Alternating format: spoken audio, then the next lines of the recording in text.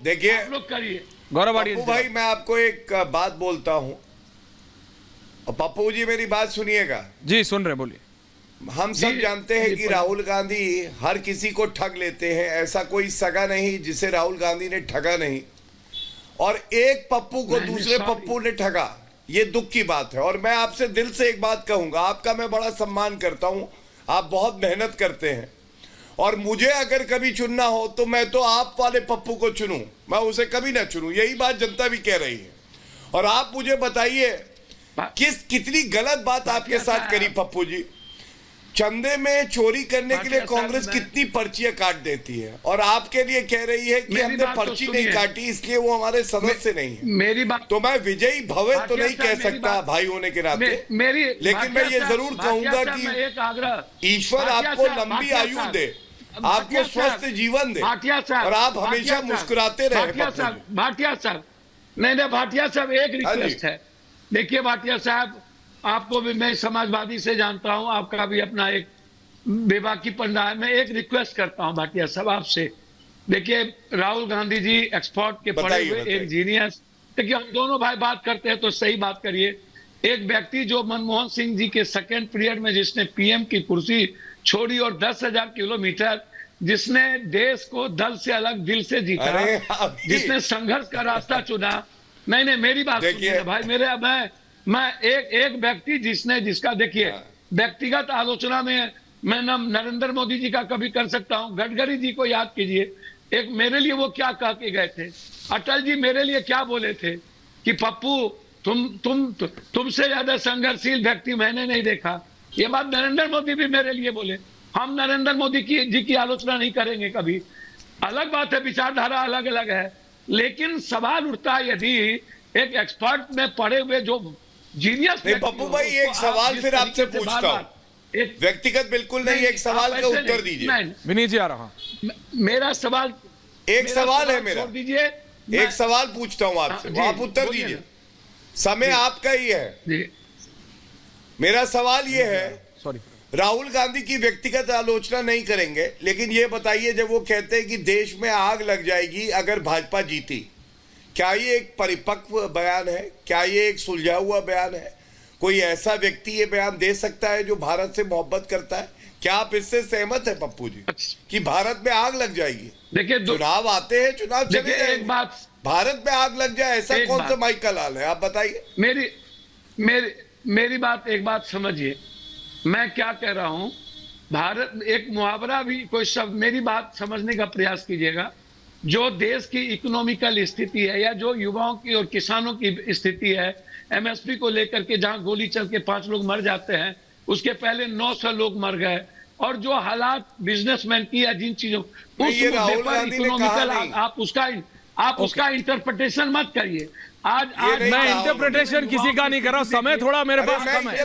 पप्पू जी आपका कनेक्शन बाद में हुआ, नहीं इस इंटरप्रिटेशन पे डिबेट करेंगे पप्पू यादव जी, लेकिन मैं सिर्फ इतना बता रहा हूं कि पूर्णिया से आरजेडी कैंडिडेट ऑलरेडी दे चुकी है, पूर्णिया से आरजेडी कैंडिडेट ऑलरेडी दे चुकी है पप्पू जी, ये बात आपको मालूम है। एंडिंग कमेंट्स विनीत जी 30 सेकंड देना। विनीत जी, मुझे लगता है कि आज इंडी आ रहा हूं राजेश, इसके जो उनको फिर से सोचना पड़ेगा। सभी लोग अलग अलग जगह जा रहे हैं, और त्रिपाठी जी आ रहा हूं, काका जी आ रहा हूं, एनडीए है, इसको 400 की जो सीट है, ये मुझे लगता है क्लियर टॉप पे दिख रही है, क्योंकि जो हालत इस समय पे राहुल गांधी जी उनके सहकारियों के, इससे क्लियर ये बात है। क्या क्लियर है? एनडीए को 400 से ज्यादा सीट मिलेगी, बड़ा सिंपल है। और दूसरा, अरविंद केजरीवाल जी के गढ़ में जो आग लगी है, ये भी हम सबको दिख रहा है। Tripathi ji ending comments. त्रिपाठी जी जी बस मैं इतना कहना चाहता हूं कि जिस बेल को आप संजय सिंह की इतना अंडर प्ले कर रहे हैं, उसमें जान लीजिए सेक्शन 45 में मैं नहीं कर रहा हूं भाई, सीधे लिखा है कि जहां पर अभियोजन बेल, पूरी बात सुन लीजिए, बेल का विरोध कर चुका हो, लेकिन कोर्ट को पूरी तरह आश्वस्त हो कोर्ट कि इस बात को विश्वास करने के उचित कारण है कि इस व्यक्ति ने ऐसा ऑफेंस कमिट नहीं किया है, इस अपराध को नहीं किया है, और बेल पर जाने के बाद भी ये ऐसा है कि ऐसा काम नहीं करेगा। Rajesh Gupta ji ending comment point taken. Rajesh Gupta ji जिसको थप्पड़ बोलते हैं लगा है। अब राजेश एडिशनल सॉलिसिटर जनरल साहब ने, राजू साहब ने कहा कि बेल नहीं देनी है, लेकिन जब जब जस्टिस खन्ना ने कहा कि भाई जब कोई मनी ट्रेल नहीं है, कुछ आप पकड़ नहीं पाए, 6 महीने हो गए, कब तक रखोगे? तो उन्होंने कहा कि गुरुवार तक का टाइम दीजिए। उसके बाद में जस्टिस खन्ना ने कहा कि नहीं, आप 2 बजे तक बताइए, नहीं तो हम सेक्शन 45 यूज करने के लिए मजबूर होंगे। इसका मतलब है कि प्राइमा फेसी इन्होंने कुछ नहीं करा है और फिर आपको ट्रायल में आगे दिक्कत होगी। तब जब ईडी फंस गई तब ईडी को ये कहना पड़ा कि हम बेल का विरोध नहीं कर रहे हैं। तो जो भाटिया साहब कह रहे थे कि बड़ी आसानी से बेल हो गई या विरोध नहीं करा, विरोध पूरा करा। जबकि शरद रेड्डी के केस में आधा मिनट देना पड़ेगा ऐश्वर्या जी, दूंगा 45 सेकंड, गुमराह हो जाएंगे। करा ही नहीं। Okay Rajesh, okay Rajesh, ending comments Gaurav ji, Gaurav ji ending 30 seconds then I have to end. Pappu ji आगे थोड़ा सा मेरे को मतलब एक्सटेंड करना पड़ा।